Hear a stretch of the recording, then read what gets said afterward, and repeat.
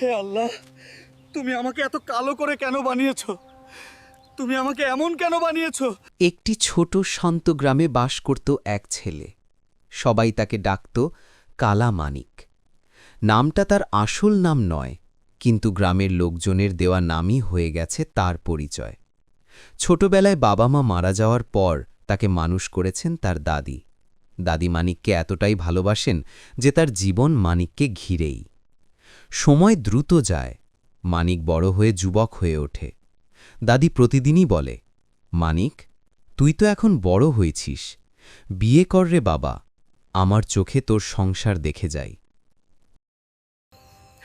আমাকে কেউ পছন্দ করে না। সবাই তোমাকে ঘৃণা করে কারণ তুমি কালো। কিন্তু একদিন তুমি দেখবে একজন রাজকুমারী নিজেই তোমার ঘরে আসবে।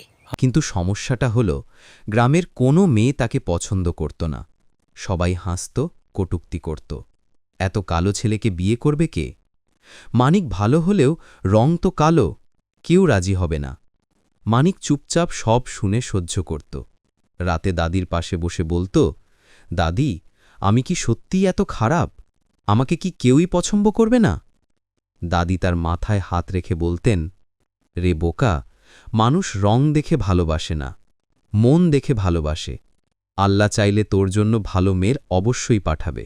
শুনুন বুড়িমা, আপনার নাতি কালামানিকের জন্য পাশের পাড়ায় একটা মেয়ে পাওয়া গেছে। পরিবারটি খুব গরিব, তারা বিয়েতে রাজি হয়েছে। মেয়েটা খুব শান্ত, ভদ্র, পরিশ্রমী, কিন্তু গরিব বলে কেউ তাকে বিয়ে করতে চায় না। দাদি খবর শুনেই মানিককে নিয়ে দেখাতে গেল।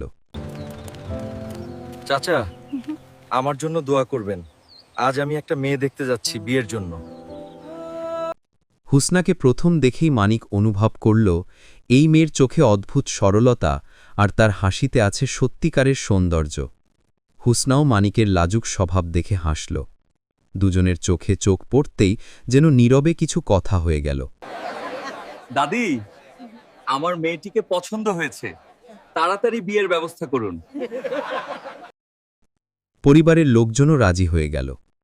খুব বেশি আয়োজন নেই, তবুও সবার মুখে আনন্দ। দাদি খুশিতে বারবার বললেন, দেখ নাতি, সবাই বলতো তোর নাকি বিয়ে হবে না, এখন দেখ কত সুন্দর বউ এনেছি। নমস্কার বন্ধুরা, ভিডিওটি যদি আপনাদের একটুও ভালো লেগে থাকে তাহলে সাবস্ক্রাইব করুন, লাইক করুন এবং শেয়ার করুন।